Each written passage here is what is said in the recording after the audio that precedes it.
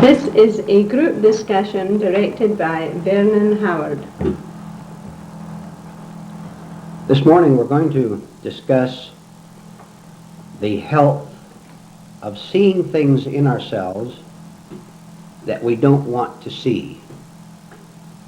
This is one of our most valuable types of self-work, to look at ourselves and notice where we have a resistance against something. In short, where we may be hiding things from ourselves and we're unaware of it. So here's what we want to discuss, all of us here this morning. Let's discuss the whole idea of seeing things in ourselves that we don't want to see. See the value of it, see the resistance of it, comment on it in any way that you want. And I'll start it off by saying this. Whenever we see something in ourselves that shouldn't be there, but it's unconscious in our minds, and we see it, we suffer from it. We suffer a pain from having a false notion inside of ourselves, something that we're hiding from ourselves and from the other person. Because what I hide from myself, I will also hide from you, and vice versa. It's all one. There's no division. And this is why when there's no self-deception, then we don't deceive other people. For one thing, there's no need to it. We're not trying to get anything from them at all. We're just ourselves. We're natural. So now you've had a little time to think about this. Make some comment with emphasis on the value of it. Why are we doing this? Why are we studying it? We have a lot of things we could be doing this morning if we weren't here. But this is of tremendous value to us at our work, in our home life, internally, in our very personal life. Why should I, in short, look at things in myself that I don't want to see? And why is this healthy?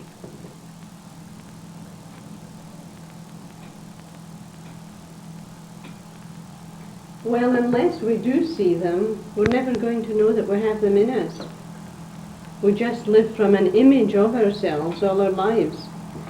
So this is the first step, to see that we have all these negativities in us. Let's jump ahead a little bit, then we'll come back. Suppose I do see something in myself that is unpleasant, that's self-defeating. Jealousy. I'm jealous of someone who has more than I have. All right, I see jealousy, something I've been hiding. I didn't know that I was jealous all my life. Now I see this envy in me, this jealousy. What am I going to do with it next? How am I going to handle it? Or am I going to handle it at all? I've come face to face with it. Now what am I going to do? Let me answer my own question. What I'm trying to do is say this. Don't wallow in it. You understand what that means? If I see jealousy in me, if I see pettiness, if I see hostility,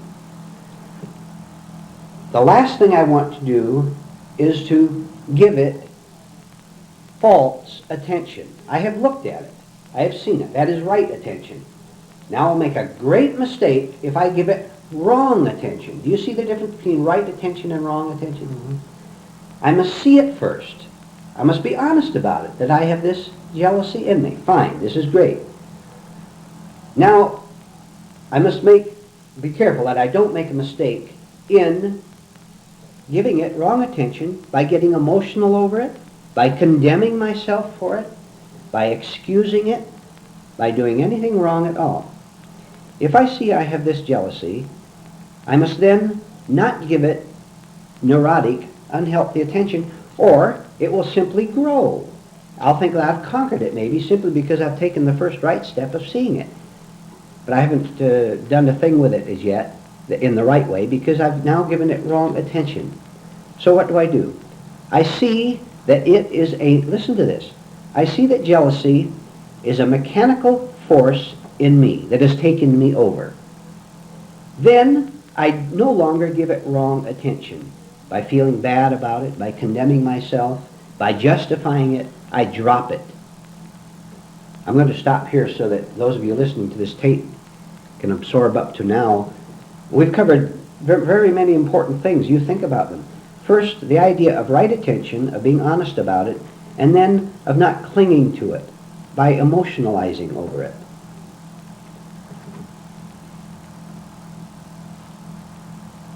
Okay. Yeah, you're right on all that. The first thing is that I defend it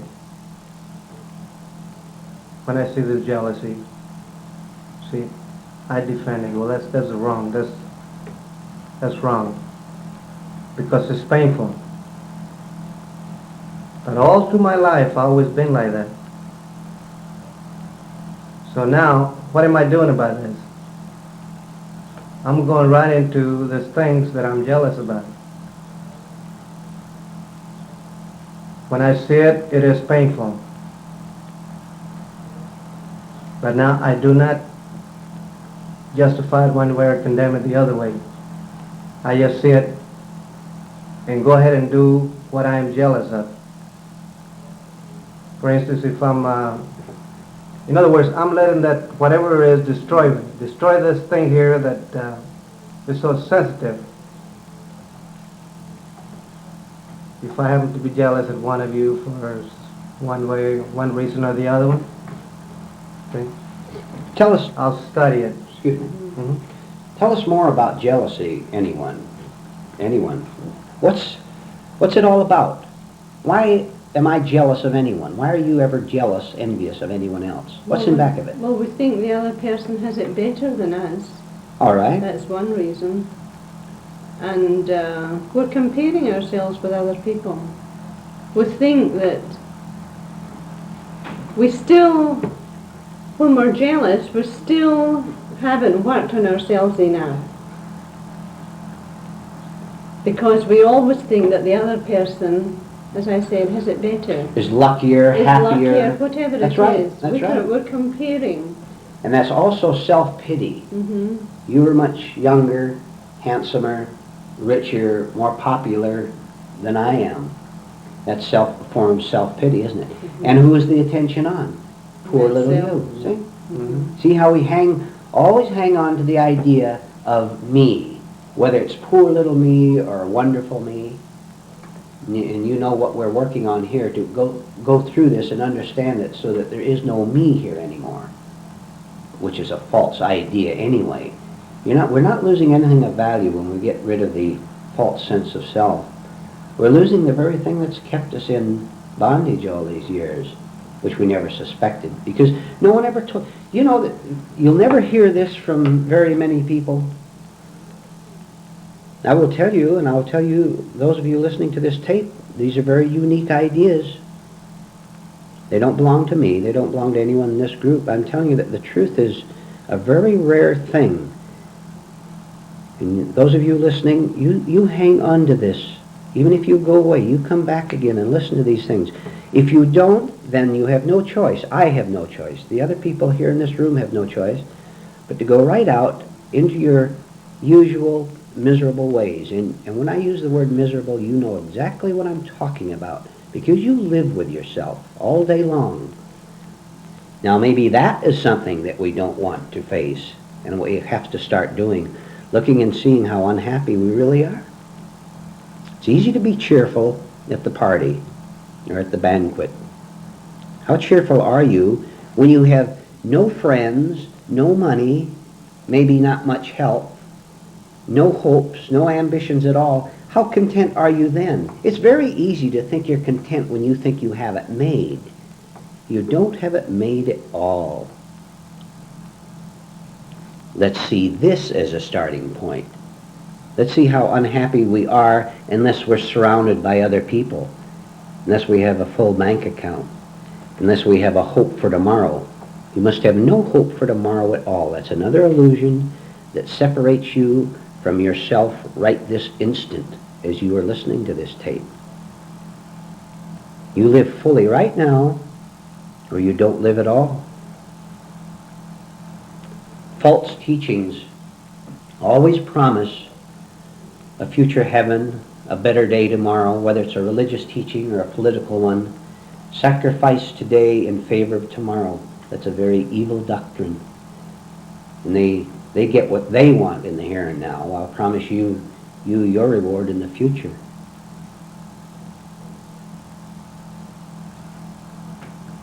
You spoke earlier, Mr. Howard, said that we should have the right motive for examining our lives. Yes. I always find confusion here afterwards, Why am I examining my life? I forget sometimes, I forget a lot of times, why am I examining my life? And I find sometimes like self-deception in there. Would you like a broad, simple answer? May I interrupt just shortly, please? Then you go back, please, and just finish. I will tell you why. You don't have to do anything more than this, believe me. You're examining your life. You're looking into these things, and I am, because happiness is better than misery. Stop right there. Why? Why do you go any further than that? Because there's something in you that assents to that says that is right. Happiness is better than misery. Freedom is better than imprisonment. Now go on. Well, that's really what I really wanted to know. I sense that happiness is better than misery, because if I'm going to wallow, as you say, in the false self, it's misery all the time. And you know it, don't you? By Right. personal experience. We all know it. We know how miserable it is to want something, for example, and sense that we may not get it, or getting it, be afraid that we might lose it. I don't want to live that way, do you? Do you? No. We're on the way out. It's rough and it's confusing. We don't deny that, but we're also saying we're not going to stop. No, sir. Yes. Yeah, all this amounts to identification with all other events. Outer events. Yeah, or persons or whatever. You're right. We like to get hurt, as we were conditioned, and we do get hurt. And we like it, up to a certain standard. And it seems like we don't want to let go, you see. But this is the way to go, little by little, as we get hurt on all these things. And that's why most of us turn back, after we start studying these things, because it's a little painful as we go into them, as we see our self-deception, like Rudy just mentioned it here. But that's something good, something to be cheerful about it, because you're seeing yourself as you actually are. The fact of your condition, Right. instead of Right. the lie about the Right. condition. Yes. It's very frightening. And even if we don't accept it all at once, just to see a little bit about ourselves is good, it's healthy. We may not be able to take the whole. Say I see something pretty bad in myself. I might block a lot of it out, but I've seen part of it. Uh-huh. So this is an inkling of what's there. Opening of the door, at least. Right. Right. Uh-huh. Yes. We've talked quite a bit so far about hurt feelings. You just mentioned it, one. Let me make a suggestion. You try this sometime. The next time you get your feelings hurt about anything at all, whether it's someone in the group here who says something that wakes you up, that hurts you, whether out in your work the boss says something, your wife or husband says something, anything that hurts you at all, I dare you, I just dare you to say to yourself, I'm going to drop this hurt feeling right now. That's all. I'm going to drop it right now. You brought that up a little bit, Juan. You try that and see the great mountain of resistance you run into, because you will want to hang on to that hurt feeling. Right. It gives you a pleasure to feel hurt because of all the other things it gives you. One, you're the center of attention. There's a great emotional thrill, and a tear trickles down your eye, and you know that your wife or husband or the other people see it. And because they're living in falseness, they'll come over and put their arm around you and tell you how sorry they feel for it. You're lapping it up. This is all flattery and egotism, which you lap up, and you're making yourself sick. we're going to give ourselves the great shock of saying the next time I feel hurt about anything, I'm going to have the courage to just drop it and see what happens. And as I just said, the first thing that happens is that you will have great resistance to it because your false nature will not want to give it up. This is the way it's been living and making you a slave for 20, 50, 60 years. It does not want to give up. Remember we said mechanicalness always wants to be mechanical, and it always must. We're rising above mechanicalness. Now this is a good starting point. Say I'm going to drop it. You'll find it very difficult to do. But you say it again. I got my feelings hurt. Drop it right now. I don't care what was said. That's not important. The only thing that's important that I say, I'm going to use this wisely and drop it right now. Then you do it that all day long. You do it for a week, for a month. You do it for years. You'll see this slow but very definite change in you because you're breaking mechanicalness. And what are you putting into its place? You're putting in its place a simple oneness with yourself where there's no division in you. When I feel hurt, when you feel hurt, I get divided from my real nature. I have said I would rather feel good than to be good. No, we're very frightened of silence, of nothing happening inside of ourselves. And that's another thing that will cause resistance when you say, I'm just going to drop it right now. Because we're afraid of the silence, because it's unknown. Silence is unknown to us. We're so used to noise. The noise from the physical world, the TV and radio, from being in a room of chattering people. And there comes a silence and we don't know what to do with it. Why don't you just stay with it and see what happens? When we get hurt, we don't try to analyze this hurt feeling at the moment. We just, as you said, try to drop it. Is that what we're supposed to do? Because I find if I try to analyze at the moment, I will never do it because I'll just be caught up in this hurt feeling. It's a flood that carries you away, see? So my question is, should we analyze it at the moment or not? No, if you analyze it, you'll never do it. Especially if it's very emotional. If you start thinking, listen to this. You have hurt feelings. You're very emotional. You can see it. You can see it in your face. You can see it in your gestures. You can see it inside of yourself. And if you start to think about it, you're going to start justifying it or making this wrong move we talked about. Or you'll say, well, maybe he didn't mean it as bad as he said. Or, well, maybe he'll apologize an hour from now for saying what he did. Or maybe I can find a friend who won't be so critical of me. All this is an escape. Nothing good will happen to you. You're trying to use the devil to cast out the devil, as the New Testament said. Satan to cast out Satan. It won't work. So what do? You do this one thing and do nothing else. You say, I'm going to drop this right now. I'm not going to think about it. I'm not going to analyze it. I'm not going to fight it. I'm not going to oppose it. If I oppose it, I'm on the level of thought which always creates an opposite. Or to put it another way, if I think about it, I will try to find what? I'll try to find comfort. I'll even find comfort in getting angry at you for saying this terrible thing to me. That is my defense. Which means, by the way, that I am on the same psychological level as you. You can never hurt me unless I am on the same psychological level as you. And if you hurt me because you are asleep, and you are unkind and cruel, that means that we're both on the same level. And this explains why people fight endlessly in the family, in politics, in religion. This explains fighting. Everybody lives on the same level of unconsciousness. We're trying to break our sleep. And Mr. Howard, but after we have done this, said we're going to drop it, then see at the end of the day, can we not analyze it then, and see all the wrong things that happened, and although we don't do it at the time, we can do it later on. What you're saying is that you're now going to think rightly toward it. Right. You can think rightly, you understand. We didn't say thinking is always wrong. It often is. Go ahead.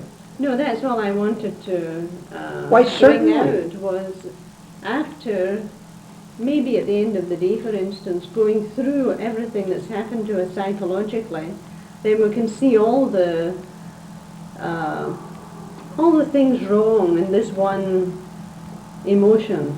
At the time, you couldn't handle it because it was Right. too much. All right, so we fell down. But then later we get it. What you're saying, Sally, that afterwards we can make connections. Mm-hmm. You know, study it and make connections. Well, I got hurt here and here, you know, and why, you know, and stuff like that. And I think the end of the day is a good time to do this. And we can see how it's the same things that really happen to us all the time. That we live in repeated behavior. Unless we break it a little.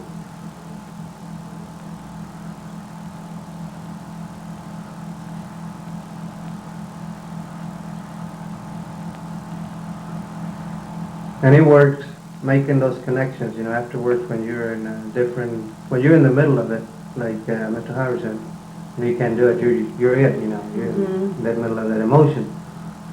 But after a while, after we make connections, we come out with something. I know I have, you know, where I can study it a little bit. Why, go ahead, did you want to go ahead? Why do I resist seeing something that is wrong with me? Let's go back to an original point. If I see there's something wrong with me, let's say if I glimpse it. I made a foolish remark, let's say, that I thought was going to be clever and it turned out to be foolish instead. Now I'm embarrassed. I wonder what you think of me and all that. Why do I refuse to see it as a foolish remark? From all you've learned before, what causes this resistance? Our image.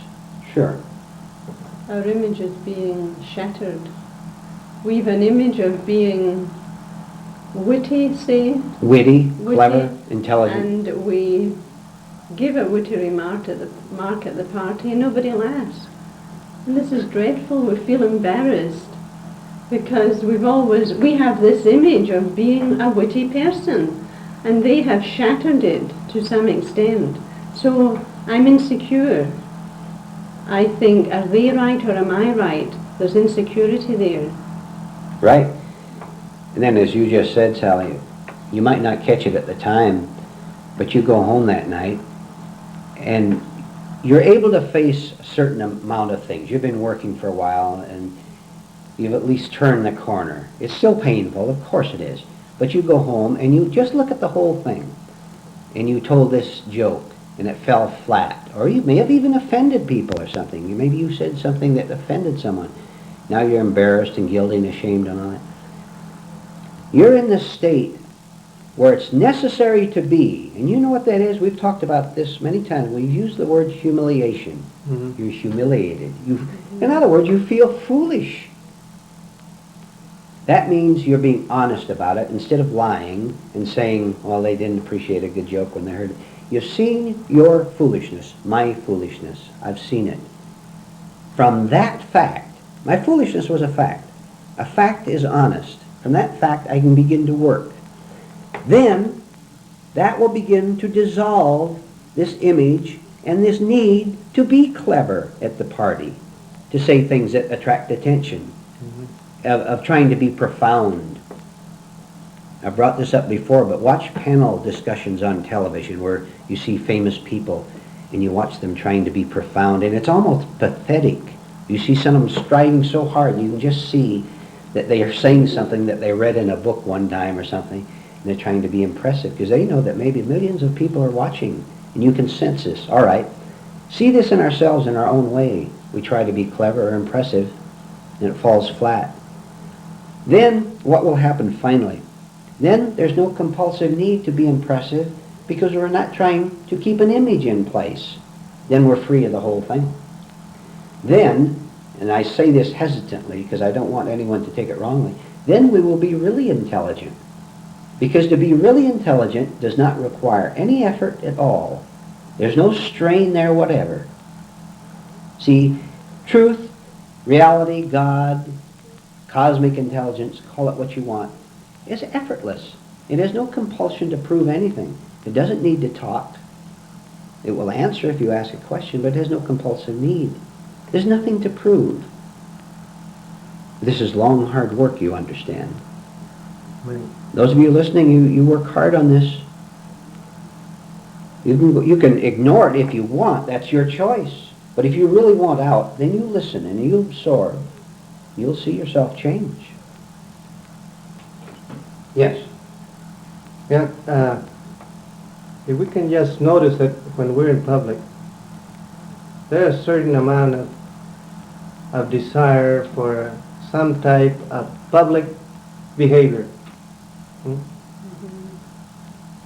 But if you can watch yourself as how jittery you are, that means you're trying to impress, maybe unconsciously, even if you're looking at it, but it's still there. But if you look around, everybody's the same way. So this all amounts to, Mr. Howard, that we're trying to keep those images going. We want those people to... You go to a group, a party, any place where there are a number of people talking, and you just sit back and watch. And you know what you'll see, if you have any perception at all. But you look and you will see a stage performance. You will see actors and actresses who don't know that they are actors and actresses because they are taking their roles as real.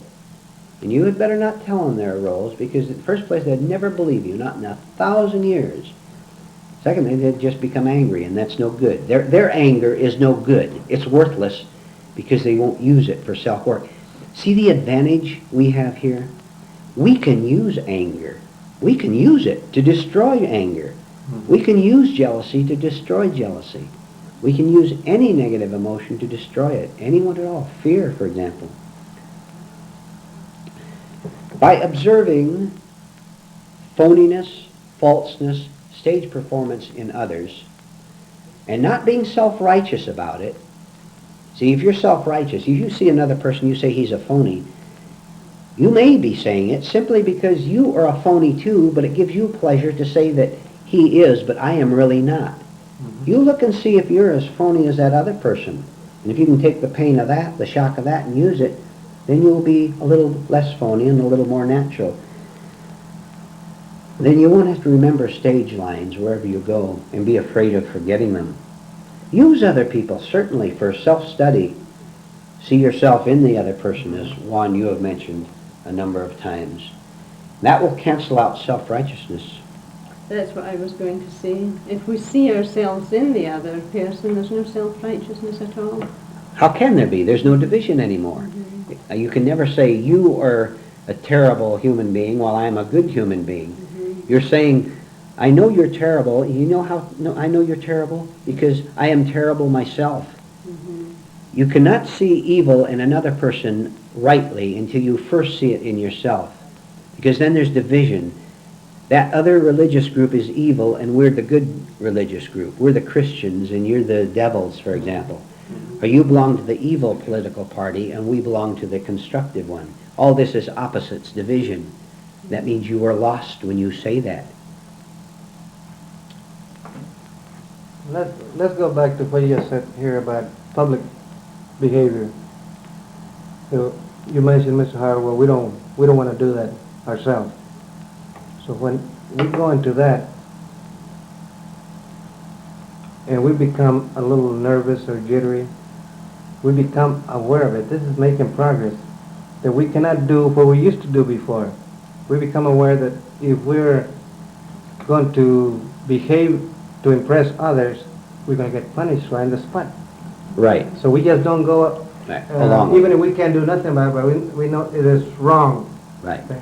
So this is good. Right. I noticed that. That's very good progress. Sure it is. You can't behave like you used to behave before. No. That's right. You can't serve God and mammon, as it says. Go ahead.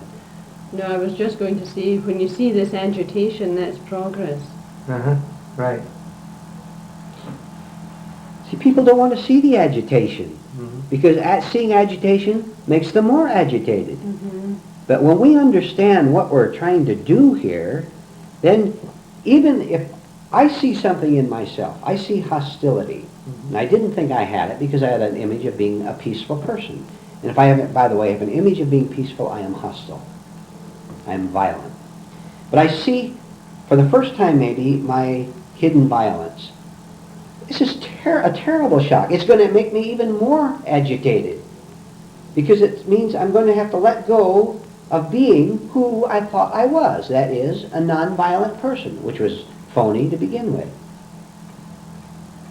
So I'm faced with a crisis, the grand crisis of life, of seeing that I am not at all, not in the slightest, what I thought I was. This is going to bring about a terrible fear in you. And by telling you this, by telling this to you, listening to this tape, if you will listen to this and understand it, then when you see that you're not this wonderful person that you have thought you were all these years, then it won't be quite such a shock to you because you see that there is something beyond it. Most people don't go beyond it. They refuse to look at themselves because the idea of the death of a synthetic self is too frightening. We have a clue that we can go beyond this fright of seeing how phony we have been all our lives. That's why we're working hard. We don't want, as Juan said, to be punished anymore by ourselves. You never punish me. This lady here never punishes me. This gentleman never punished me. I punish me. Well, that's it. If I have an image of being a peaceful person or a non-fighter, and all of a sudden I start seeing this violence, this anger in me, this frightens me. Yes. Just like what you said there. Because I don't want to see that violence or that anger. Because I have this image of being peaceful or a non-fighter or whatever you want to call it. Yes. So this frightens a person. Yes, very much. Yeah, because he thinks he ain't got this violence in him. He might not go out there and do it physically, but inwardly he has a lot of violence. A lot of hatred, mental hatred, yes. Yeah, I see that. I see that part in myself. That and this is what frightens us when that that anger comes up. He says, "Well, I'm not supposed to be angry," But we justify it. How about the idea? Transfer this idea of just dropping fear or whatever, dropping an anger. You see an anger?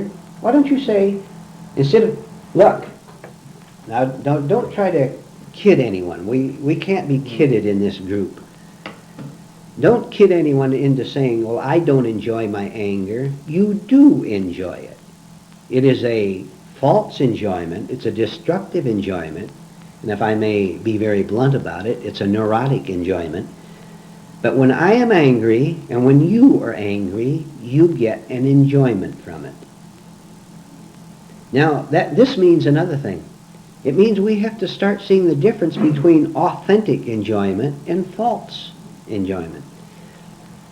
Anything that, it's so simple when you see it. I get angry, and either I show it outwardly or I suppress it. 99 times out of 100 I'll suppress it because you might be bigger than me, or you might be able to fire me, or I may want to get something from you, and so I hide it. Sally is smiling. You can go ahead. And we suppress it with a smile. Pardon? And most of the time we suppress it while smiling. Sure. That's to disarm the other person, hoping that he doesn't see the anger we have. Well, you can't hide it with You a smile. can't. You really can't. Not really. No. Not You really. still see it. People can see through it because it's sort of forced. We have a little time left on this side, Ron. Right.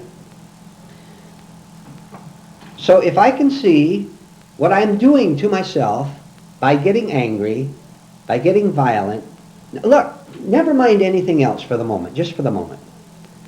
If I can see what I do to me when I am angry, suppressed angry, when I have suppressed violence, if I can see how I am destroying myself, I'll tell you something.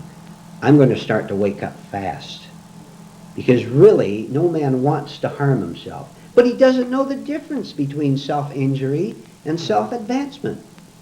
There can be 50,000 people in an auditorium, all thinking that they are doing something for the benefit of themselves or of their country or of their church or of mankind in general.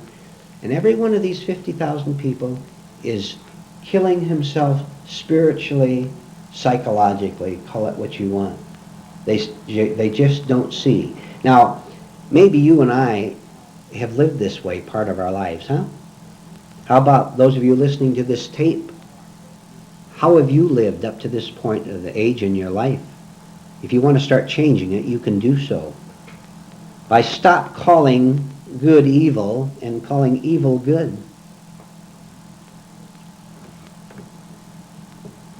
Yeah, when it comes to that we enjoy our angers, he said all of you enjoy your angers, and that's right. Because the mind adds a lot of things after we get hurt. He's saying salted, then we run a lot of mental movies through our mind. Revenge, right away, revenge. Revenge. I gotta get even with this guy, Right. one way or the other. Right. And I go the whole day, running this mental movies, And look at the great fun Right. you're having Sure. while destroying yourself. Right. This is the thing I want to emphasize. Yeah. Please listen to this, wherever you may be listening to this. You remember that, can you see what you're doing to yourself in the name of having fun?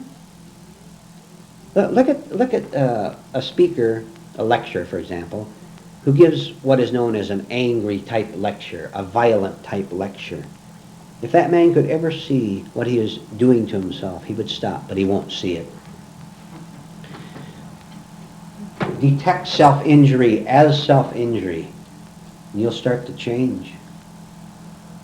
Which means we have to stop lying and stop justifying. And we justify to keep our, what we term our I in place. Yeah, right. To keep this false A picture. self. Right. We come back to, we don't want to be nobody, right? We still want to maintain something. I don't care what it is. We have to be... A security, as Yeah. Sally said. Right. To have an image is, look, it's a terrible thing. I have an image of being successful, let's say. Just take the one image for once, then you can apply this to all of them. I have an image of being successful. Maybe exterior life up to this point, say I'm 30, 40, 50, has affirmed, I put that word affirmed in quote marks, as it really hasn't affirmed, has affirmed my image of being successful. In other words, I've made a lot of money.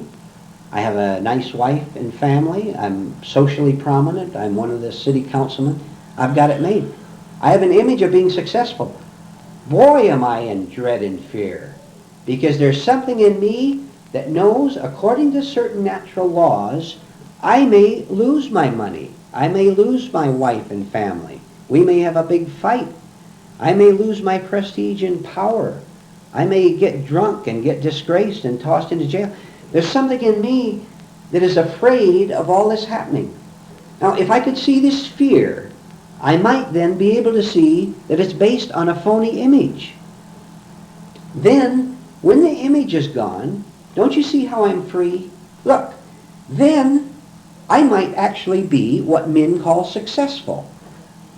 But I'm no longer living in fear of the opposite happening, which it may do at any second, because I have not identified myself as a successful person. Then I begin to see that the word success was a word success. The label good man was a label good man. Then I'm not afraid of disgrace or of failure. Then I am truly a good man, because goodness is above labels of good and bad. If this is confusing to any of you listening to this, you just work with it. You think about this and work with it, because this is the way out. In other words, I want to live my life regardless of how it unfolds in the exterior world, whether I make a lot of money or don't, whether I have a pretty wife or husband or don't have a pretty wife or handsome husband, regardless of my exterior circumstances, I want to be truly independent of circumstances. I want to be a free human being. I want to be a liberated human being, right? Mm-hmm. This is what I want. I don't want to be at the mercy of you or of that company out there that might fail. The company might go bankrupt next week and I'll lose my position as vice president.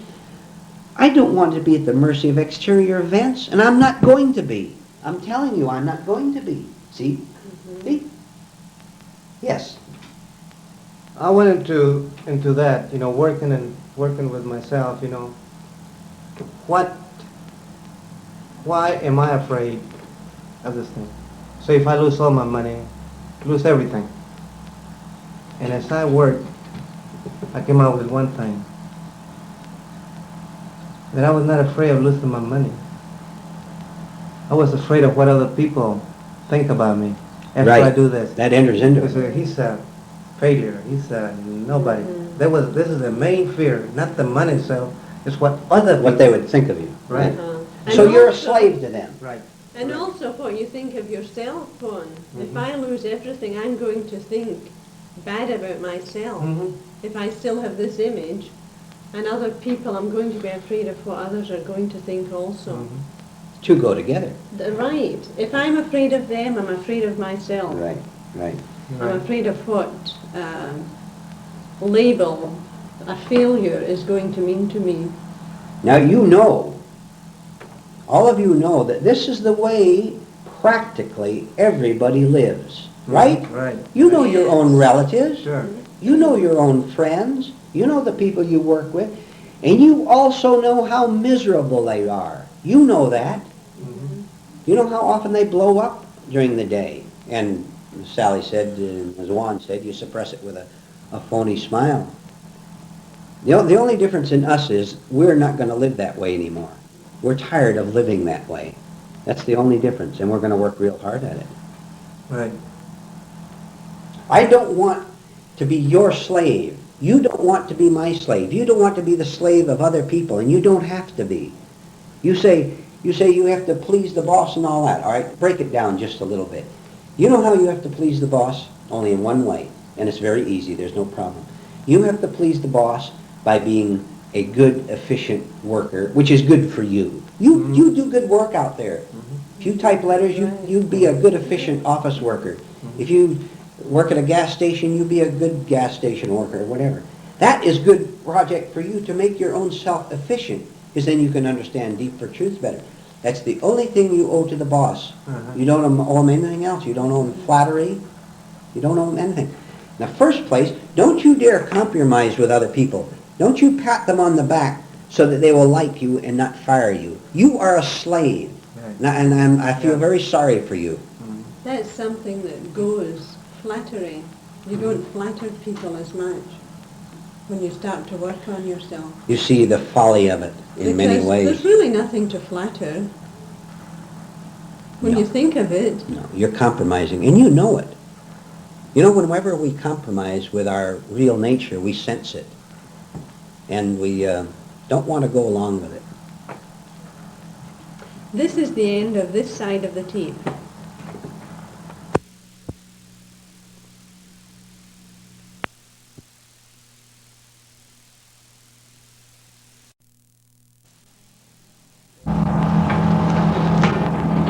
Well, when I came to this business the first time, I didn't realize what it really was about. And when I found it was about self-discovery, what we really are, I found a lot of resistance in me. There was this terrible turmoil going in within me. But somehow I hung in there. I don't know what motive was there, and always been confused over this motive. And a lot of times I'm afraid to finding out what the motive really is. Right. And once in a while, the thought of hypocrisy, and I'm a hypocrite, and I'm deceiving myself, that somebody's gonna show me I'm a very terrible sinner. Things like this, I always find them in myself. Yes. And the thing is, I'm trying to get back to being normal, trying to be myself, trying to really, but consciously now. I'm trying to become conscious of myself as I really am. Right. Instead of parading around as this assumed self, this synthetic self that all of us were brought into from the moment we were born. And then another thing is that sincerity. That's another word that seems to bring fear into myself. It starts shaking me when I start thinking sincerity. What is sincerity? Am I really sincere? Because sometimes I find myself not even thinking about the work, about myself, about working on myself. And then I feel like I'm a sinner. Yes. Towards the work. I'm just a sinner, because that's the way I was conditioned. You know, you're a sinner. You're the sinner, or you're a good man. You know. Right. You know, don't you ever think for 1 minute that anyone ever comes into this work with 100% sincerity, or even 50% or 10%. This is just another one of our vanities, to think that we come in here sincere and wanting to find the truth. This is simply because we don't see how many deceptions we have in us. But here's what we're talking about. We're saying if you have 1% of sincerity, if you have 1/2 of 1% of sincerity, that is good, and that is necessary. You have to have that much. Don't think you have more than that. And that will grow as you begin to understand these things, as you enter into these discussions, as you read the right books. So let's not deceive ourselves at the start by thinking that we're totally sincere. Now, I'll give you a brief example of this. All of you have been to meetings where there have been new people come all the time. Very often, these people have deceived themselves into thinking that they're sincere about what they have heard, and they'll even come up to me and congratulate me on a fine talk and tell me how great it was. And I know that they're not going to come back anymore. I can just see it. Otherwise, they wouldn't come up with all this show of telling me what a wonderful talk it was. This means that they don't know, and this is necessary. You see how badly off we are? They don't even know that they're insincere in coming up and trying to convince me of their sincerity. Most people who come and hear a truthful talk don't get very much out of it, and most of them don't even come back. Many of them don't come back because it's been too much. So if we have 1 ounce of sincerity, hang on to that for all you're worth. Now don't condemn yourself. Now, as Rudy just said, if you see hypocrisy in yourself, we say this is not bad. We say this is good. Because we're making our hypocrisy conscious. We're beginning to see what hypocrites we are. That isn't bad. That is wonderful. Because from that point on, we can go on to understand what hypocrisy is and destroy it. But if I'm a hypocrite, but conceal it from myself, I'm going to be a slave of hypocrisy all my life, and I'm going to suffer terribly from it. Go ahead, if you have more. Something we have to watch is that we don't use this work on ourselves as an escape and just build another image of ourselves as being a good worker and trying to find a way out. This is really a trap, because we get into the very same situations, only we're using the work.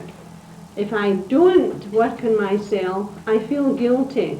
It's the same trap. Same thing. Only I'm giving it a nicer name. I'm wanting Right. to discover what life is. That's a very good point. And we've to watch this. In other words, we don't- work mechanically instead of Uh-huh. consciously. Right, and if I don't work, say, then I feel guilty. I haven't done my duty, which is the same as ordinary life, only we're using the word discovery, self-enlightenment. Esoteric We've just put teachings. another label on the very same life that we had before. Right. That's very good. Now I'm going to try to explain this as best as I can, as this is our experience. When we hear this word, just like Mr. Howard mentioned, there's only a little percentage of us that wants it, and the rest of it is against it. Okay, in my experience, all this hurt me, and it left me confused. Okay? But as I continue working on that, if he hadn't hurt me like that, I wouldn't be here right now. If I would have taken this as very nice, very good, I would have laid that work aside or the books, and they would have been it. So at first, as Rudy mentioned it, as Sally mentioned it, that you don't think you're sincere, and you feel guilty, that you're not doing enough. And then you go into another trap by thinking that we owe something. We're not doing enough, so I better start giving the work this or giving the work that, this is part of that guilt. The fear that I might not be accepted in this work, or I might be kicked out. I mean, everybody goes through this. So this guilt makes us do other things we fall into another trap. But as we continue working, we'll see it a little at a time. The thing clears up. Clears Look, up, right. Look, you know what the key word is? All right, there's two key words. I'll put two together. Just to summarize that. Mhm. Then you continue. Right. Sincere persistence. As sincere as we can be at the moment. Sincere persistence. You have to come back. Sure. You get your precious feelings hurt. Those of you listening to this tape, you get your little precious feelings hurt by hearing something from this tape maybe. Or maybe from something that happened at the meeting that you're now at. You have the courage to come back and not go home and complain to your wife or husband, usually while you're driving home in the car, how inconsiderate other people were of you. You have the courage to come back and face it. So, you know why? I have to laugh, but it's a fact. You come back so you can get your feelings hurt even more. Right? Right, that's why I said that if I hadn't been hurt when I first started, I wouldn't be on this here. Because when you come to this, you have to see this hypocrisy. We hear about it, we read in the New Testament, you're a hypocrite. But we don't believe it, we don't think we are. And still we start seeing it ourselves. And as we come to this work, we get hurt. Okay, so we study, okay, so maybe he's telling the truth, because, this hurt me, all he did was just say a couple of words and I got hurt. So I started studying it. And that's why it's so necessary to get insulted and come back again. Come back to get insulted more. More, right, right. Otherwise we're not changing. Yeah, That's you're right. deceiving yourself. I can go to the church over there and say, I'll take you to heaven, all you have to do is say a prayer and that's it. But I know that doesn't work. That's right. That's a we good have point. to be Right. disturbed. Yeah. Otherwise we're not doing a thing. Yeah. If you want to be flattered, that's up to you. But you'll stay the same unhappy and confused and frightened person you have been all your life. Very easy to find people who will flatter you. As Juan just said, just go to church or some other meeting. Or they'll give you some foolish distractions. This thing that we're going into has nothing in common with what is commonly called group therapy or encounter sessions and all these other names they give them. There's so much foolishness goes on in the name of self-knowledge and of self-change. They're ridiculous and they're tragic at the same time. You see some of them on television where a dozen people get together and they lay down on the floor and touch their feet or make stupid little motions with their hands and all that. And you can see all the fun they're having. They're smiling and laughing and giggling, and they don't have the slightest idea that it's not changing them at all. And so the blind lead the blind again. It's the same old story. Now, to connect this with what we just said, you go to a meeting like this where they do foolish things and say foolish things. You don't get upset at all because the leader and other people are going to be very careful not to upset you because they're playing the game. You don't upset me and I won't upset you. And we'll all stay asleep together and be miserable. Here in this group, it is required that you have a willingness to hear things about yourself that you don't want to hear. And we don't say that you take it without getting hurt, because you can't. Mm-hmm. We're saying you're going to get hurt, because you're on the mechanical level where you'll get hurt every time you're crossed in the smallest way, not even in a big way, just a small way. We're saying you come here and get hurt.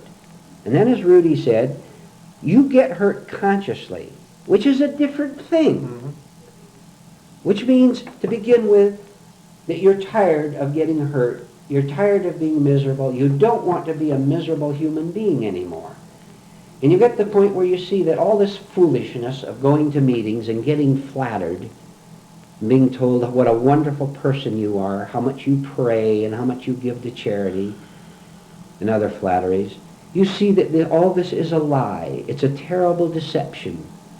And so you take a deep breath and you say, I'm not going to lie to myself anymore. And furthermore, I'm not going to let you lie to me anymore. I'm going to find the way out by being self-honest first of all. And through the pain itself, you find the answer, through the conscious pain. You are in pain. Those of you listening to this tape, you're in suffering of one form or another, and you know it. I don't have to tell you this.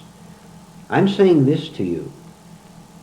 Do you want to use this pain to end it, to get rid of it, or do you just want to continue with it? That's the whole decision. It's up to you. We're saying, I am saying to you, that you can change, that there is a way out of your pain and of your sorrow and of your anxiety and of your nervousness. I'm telling you that there's a way out of it. Now, the ball is yours. What do you want to do with it? We have a number of people together who say we don't want to suffer anymore, and you can join us if you want. And we really shouldn't be discouraged when we see something. And this is how we're apt to be. We should be encouraged. Change the label, so to speak, in the right way. It's encouraging to see something in yourself. Of course it is. Because until we do, we can never change. But we always think of it as discouraging, and we're apt to get depressed. That's good. To fall into it always goes back to the same pattern. But we shouldn't be. Say more about that we should be encouraged instead of discouraged when we see something wrong with us. That's what you said, was it not? Yes, Go into it a little more. Then all right, we're apt to get depressed, to go into the same pattern if we see something. But if we look at it, put another light on it, and think that we should be encouraged. Because until we see this, we're never going to change. Right. And the first step is seeing it. Well, I will go a little further on that, on encouraging. You're right, Holly. When I see something, I get hurt, right, at this moment. Okay. So to explain a little better to those that want to go into this, at this particular moment, when I get hurt, I just look at it. But back here, in the back of my mind, I know that afterwards, I come out differently by studying it. Okay? So this is the encouragement you're talking about. You've changed. Right. You know it. Yeah, I know it. You say. But at first, you get hit. First. And it hurts. Okay, I'm hurt. But you know what's coming afterwards. You're going to look at. You have to be confused to move up. Even if it's just very low. But, you have to be confused before you see something. My question is how to find more encouragement. This is what I find in myself, the encouragement. All right. You just answered that in a way. Let me summarize it, then perhaps someone else would like to comment. We don't get very fancy words here in this group because there's danger in them. We slip over into emotionalism. But I'm going to say this consciously and deliberately now. The most encouraging, the most beautiful, the most fantastic thing is to see the truth. That is the facts. Now, as Juan just said, it's beautiful. It's a beautiful process. I go somewhere, I get my feelings hurt, I get disappointed, I get afraid, I feel I've lost out on something that I almost gained or something. I come home, now but I'm working on myself. I come home and I do see this pain, this sorrow, whatever it was, this disappointment. Now I see through my work that I don't have to remain in this pain. Now I put all 100 other things with it. For example, I see my love of sorrow because it makes me the center of my own attention and things like this. And one small part of me actually changes. And I feel this, I sense this. My emotions are in it too, by the way. Right. That is the only, and it's the great encouragement on earth. To know, look, I'm being very consciously emotional right now because I know it's true. To see that I can actually become a different kind of a human being. Really. Now, don't any of you take this as religious sentiment, what I'm telling you. I am not using these as mere words. Don't you dare compare this with something you heard in church. I'm telling you that you can actually and truly become a different kind of a human being in a way which you can't imagine. And you must not try to imagine. Because that will be simply throw up old pictures ideas about what it means to be a different human being. Many of you might even think it has something to do with becoming famous or becoming rich or becoming popular or getting what you want. All that is folly, and don't you fall into that trap.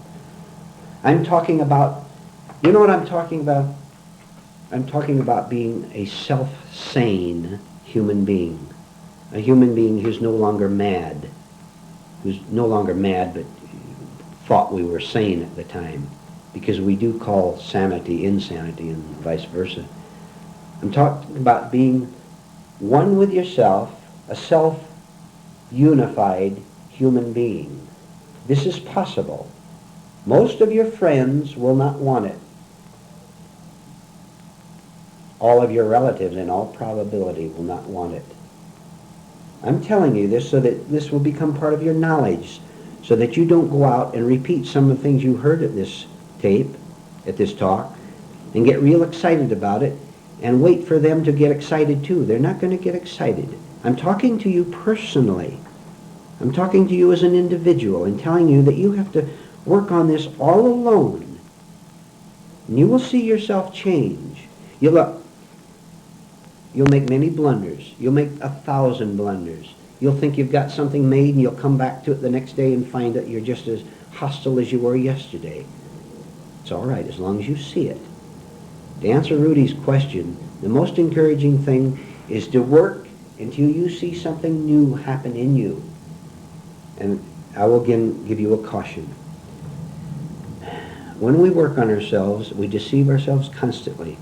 And you will even think that you have become a new person because your imagination has taken over. All right. You go through this stage. This is just a stage. And you keep working, come back to sincere persistence till you see how you've deceived yourself. That's good. That's wonderful.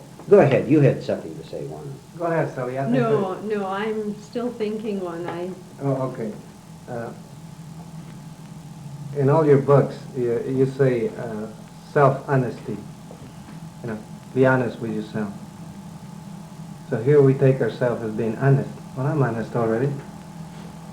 And all of a sudden you find yourself confused. Well, I'm not as honest as I thought I was. You know, but this is sin. You know, that you're not honest. Mm-hmm. You know, and that's the way it goes. But that's no mistaking it. Really, that's an emotion that tells you. Huh? The emotions take part in it, and there's no way of saying, well, I think it is, or I don't think it is. You know, and the emotion, when the emotion takes part in it, that's, you know it. Yeah. Everything depends on what you're listening to. Right. You can listen to your false chatter, your false ideas, or you can listen to your real nature, to use that term, your true self, your original mind, call it what you want. If you listen to that, you will agree with it. You will have to, because you and it are one anyway. There's no you and the truth. You are the truth. Mm-hmm. I am the truth. You listening to this tape, each one of you is the truth itself, because of the idea, or rather the principle, of oneness, O-N-E, capital O-N-E-E-S-S. There's just one thing, which is the truth itself. So all we have to do, it's hard work, is to get rid of false ideas. Then the truth comes in because we've made space for it, made room for it. This is all we're working on, to get rid of the nonsense, the lies. When that's gone, the truth will come in of itself. It wants to. Our part is to make room. That's what we're doing. We're making room here.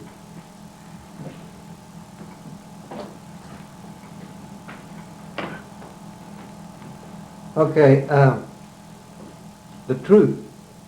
All of us have a certain truth that we take it as being the truth, and we don't want to give it up. See, this is the way we think. This is our truth, and we don't want to let go of it. We have certain ideas that we think they're positive, they are our truth, and this other truth contradicts it. And this truth we think is ours keeps us disturbed. we think it is actually the truth. We have certain ideas, opinions, and we think it's our truth. So this other truth is going to contradict that. And this truth that we think is ours is the one that's keeping us in misery, is the thing that we have to let go. Yeah. Could I phrase that just a little different way? Sure. Mhm. There can't be your truth Right. and my truth. There can't be this man's truth and my truth, this lady's truth and my truth. That's division. How can truth be two things? How can truth be in contradiction? Mhm. Now there's a clue. When you see groups of people, religious groups, arguing over which religion is right, it's very simple. They're both wrong. If you have to argue for your truth, you don't have it. What you're arguing for is your own opinion about the truth in order to hold your image about being a truthful person in place. See? It's really startling. It's not. After a while, it's no longer startling. At first, it is. When you can see a person, for example, talking about religion, and you all have. Right. You've had people call on you maybe, or you've gone to meetings, and you've seen people, you can see a dozen things about them at once. You can see they're nervous, right? You can see they're self-willed. You can see that they're trying to make an impression. You can see that they're absent-minded because while they're talking to you, they're not even looking at you. They're looking up at the ceiling. You can see that their mechanical mind is running off things that they heard themselves. You see all these things. You know that they don't know the truth. In the first place, they have a compulsive need to teach others so as to confirm themselves. Mhm. When you really know the truth, you don't have to say a thing about it. If someone asks you, you can reply. But you have no compulsive need to prove anything because you don't have to prove yourself. Where's yourself to prove? It's gone. You see, we're back where we started. Mhm. This imaginary self. Sure. Yeah? If I don't have any ideas about Right. myself, what do I have to prove? Nothing. This is what is known as lack of self-contradiction, lack of self-division. Self-deception, all this. Because my way of truth before I came to the work was where everybody praised me, flattered me, of where I was going.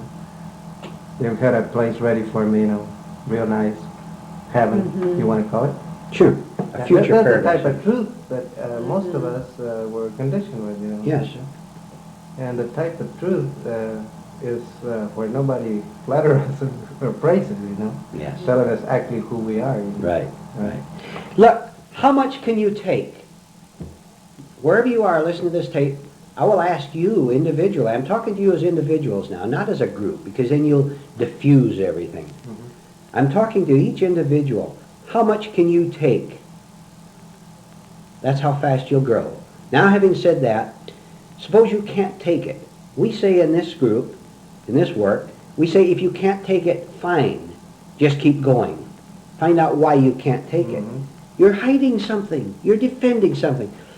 And this thing you're hiding is like what? It's like hiding a hot coal under your coat. It's burning you, isn't it? I don't have to tell you that. You be honest. Let me ask you a question.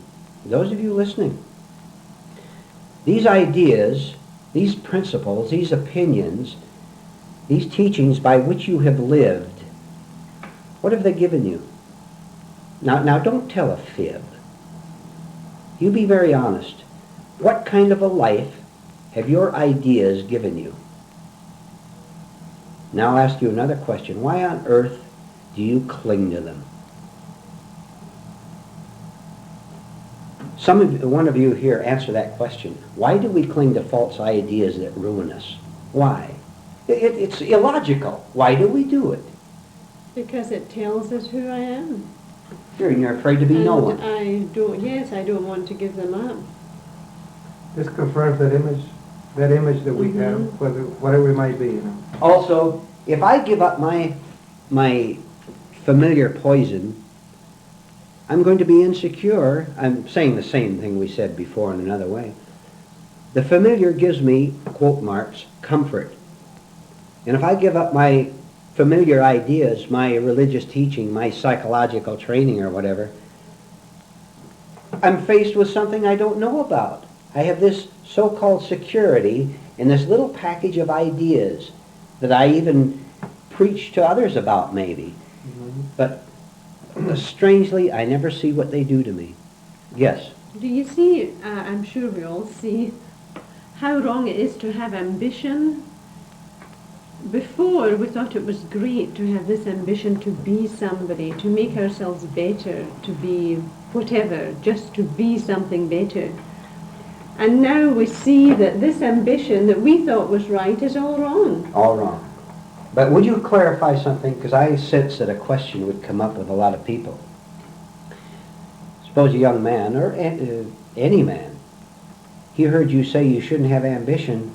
That may confuse him, right? You understand what I'm getting at? Right. Huh? Right. Juan, you catch this? You go ahead. Then if you don't catch exactly what I'm getting at, I'll I'll jump say in. something, and then you Yes, can go sure. ahead and think. It's not wrong to be, to work for something, as long as I don't get a feeling out of, ambition on something. But if I am using that to affirm something in me, to be somebody just exactly like you said, there would be a wrong way of doing it. Right. But if I go, say I want to be a good businessman. All right. That's what I was getting at. Yes. I want to be a good businessman. There's nothing wrong with that. I can be very efficient in it and be a good businessman. Okay, that's wrong with it. But if I go with a certain ambition, a certain picture, when that fails me, or I don't become a good businessman, I'm going to get hurt. But it's not wrong to be a good businessman or have this in me. Because a lot of people will get it wrong. They will, no, I'm not going to work well because, Sure, they've got it mixed up. Yeah, Yeah. that's right. That's what I wanted to clarify. That's a good I point see. you made. Because I know that when I first started on this, that means I don't have to work no more. I don't have to, which that's wrong, Yes. So this have to be clarified to us when we get started, because we go on the... We make Wrong. so many mistakes Right. at the beginning because our minds are so conditioned and they're so lazy. They believe what we would prefer to believe. And look at the laziness involved in people being told, for example, at church, you're all children of God, you're wonderful because you come to church and you sing hymns and all that, so you're going to get your reward in heaven. Never mind if you don't get a reward here, if you don't have much money or many friends. God is going to reward you in heaven. As I said before, people will lap that up like a cat lapping cream because it's what they want to hear. It appeals to laziness. I don't have to do a thing. God is going to take care of me. Right. Boy, are you going to be miserable. And you know what else you're going to be? You're going to be very bitter. You're going to be bitter that God has cheated you. Do you know that religious people especially have a secret bitterness, which makes guilt, by the way, and fear, a bitterness against God who has cheated them? I've gone to church all these years. I've sung hymns. I've read the Bible. I've even done some Sunday school teaching. Where's the payoff? God has cheated me. I've seen this personally. I know what I'm talking about. So people who have been involved in organized religion have this particular problem. And other people who have never been to church would have it in another way. They would say the same thing.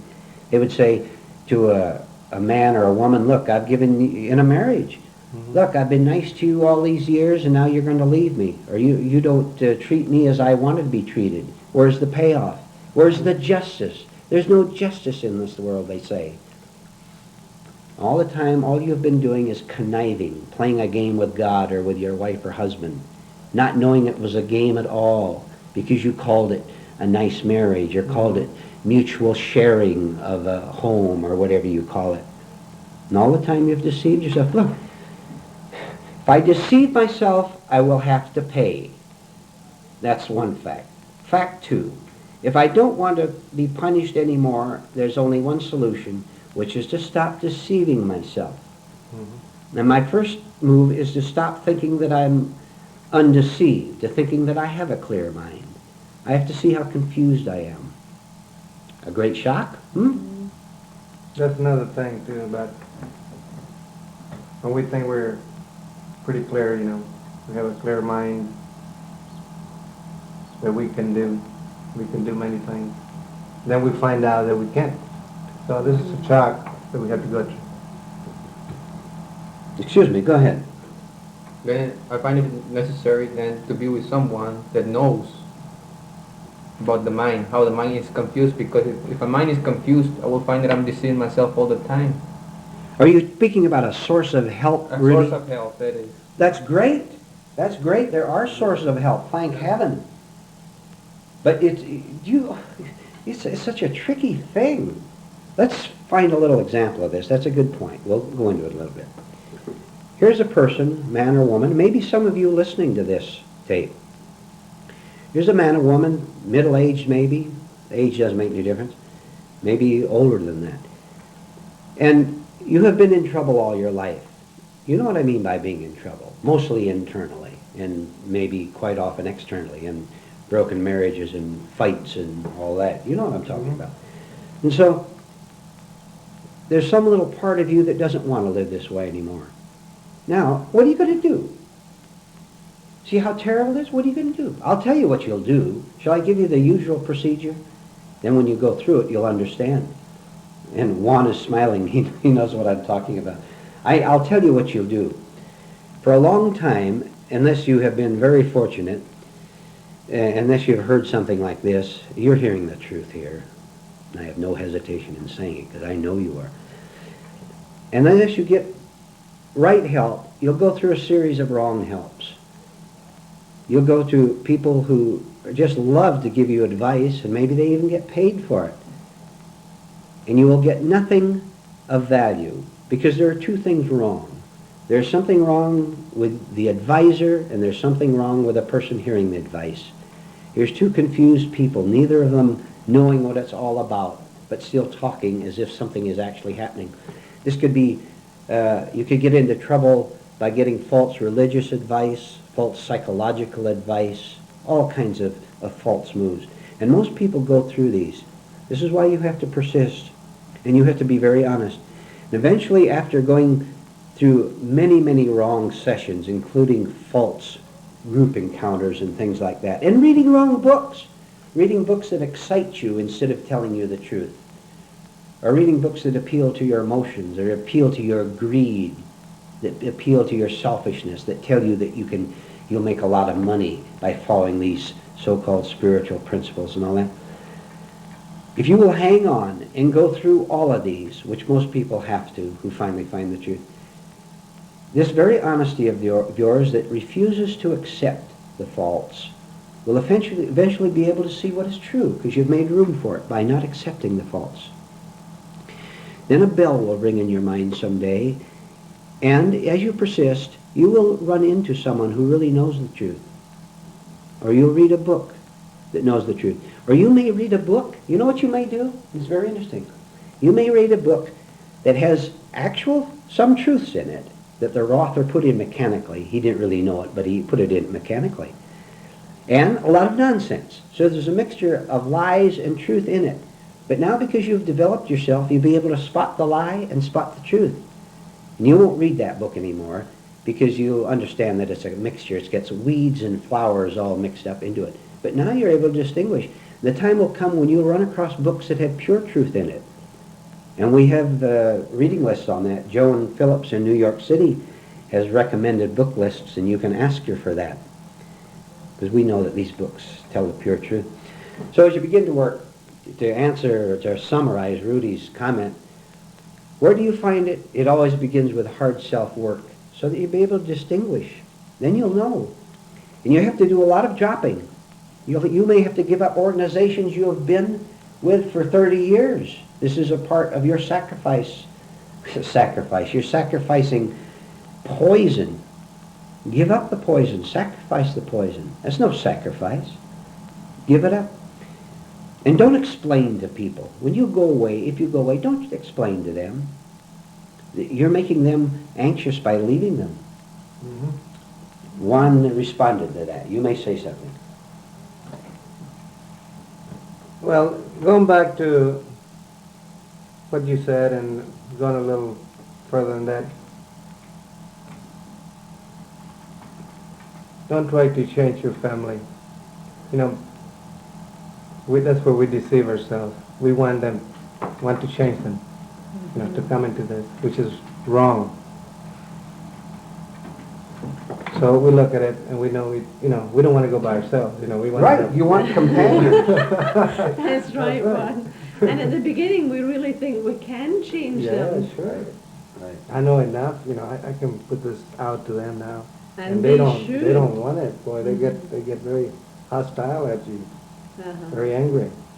But then after a while, we see that Right. Mm-hmm. this is useless. Mm-hmm. And you have no further need for Right, bringing we them don't. with you anyway. That's right. Mm-hmm.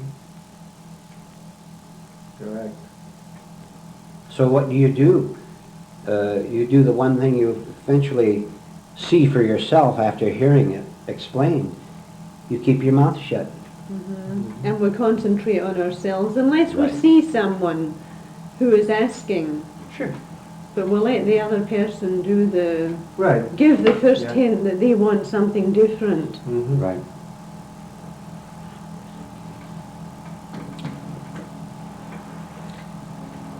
Don't be discouraged. Don't be discouraged by anything whatever. And I'll tell you why. Now you listen to this. Discouragement itself is a false feeling. Discouragement itself is false. If I am discouraged, so even over finding these things, over anything, over finding truth, if I have a feeling of discouragement, I have made a wrong move because of what? Because of everything we've talked about, and I'll summarize it briefly. When I am discouraged, my attention is on myself. It's centered. My world revolves around poor little discouraged me. A discouraged, I'm going to say it very bluntly, and I hope I don't lose anyone. A discouraged person is an egotistical person. And we're saying this of all of us. We're all in the same boat. When I'm discouraged, I'm thinking about myself, which means I'm wrapped up on the mental level. So I have to drop discouragement too, which I can do, which means I have to drop ideas about myself. You know why I'm discouraged? Because I have failed to live up to my beautiful idea of being, say, an intelligent person. And I find out that I'm not intelligent. So now I'm discouraged because this beautiful image has been punctured by reality.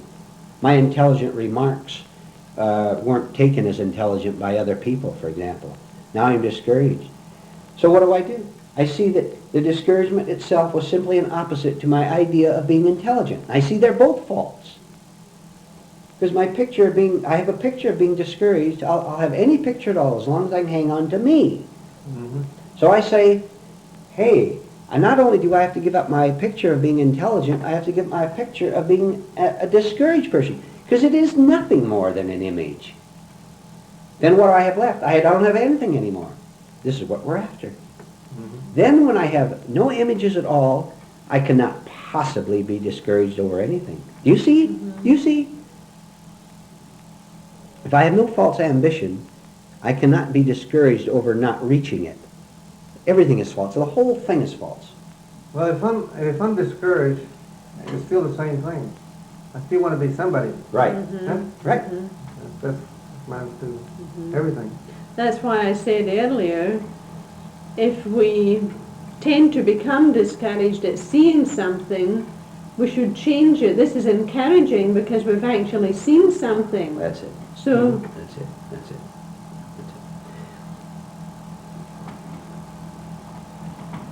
Well, that's one good thing that when you're discouraged and you fall into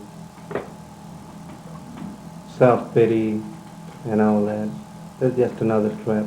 Right. You get emotional, you start crying. That's the same thing. You still want to be somebody. And if we think once we've read a book that we're going to change overnight, we have to get rid of that. Yeah. At the beginning we tend to think that Sure. we're going to change, and some people do Sure. say, I'm sure afterwards I read your book and it changed me overnight. They say it. They say it. But we have to see that this isn't really so, that it takes hard work. Yeah. Coming back all the time. Maybe add another word in connection with what we're talking about. Don't mistake sentimentality, self-sentimentality, for a right feeling. Sentimentality can feel right, but it can also ruin you. Sentimentality consists of many wrong moves. For example, there's a motion to it. And there's also a picture maybe of being a sympathetic person. I will tell you, now look, this is hard stuff, and you face it. Juan just brought it up. We have no room for tears here. If we stay in tears, that's vanity and egotism. Right? Now listen. Right. All right. All right. So someone goes into tears. They get your feelings hurt. Do you have the courage to come back? That's what I'm asking you. We're not saying you have to be anyone. We're not saying you even have to be courageous. We don't say that you have to be without tears. We're saying you stop valuing your tears.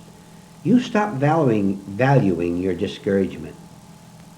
See? You come back to the next meeting and say, okay, I made a mistake. I made a sentimental statement that I thought was noble. Mm-hmm. I see that I said it because it gave me a feeling of being a good person. I sympathized with all these other people, for example, who are persecuted. If you have sentimental sympathy for persecuted people, you would, under the right circumstances, be one of their persecutors because you were asleep. Mm-hmm. And to be asleep is to be violent. Then, when you wake up, you'll become part of sanity. And you are not going to contribute to war and to killing and to riots and giving it fancy names in order to keep it going. I'm telling you, this is rough stuff. You had better want it. If you don't want it, then don't play with it. Don't deceive yourself. If you want out, then you come back and you listen to these things. You'll get out. Slow and hard work. That's why we're here together. We're here to help each other. We all want out. We want to be sane.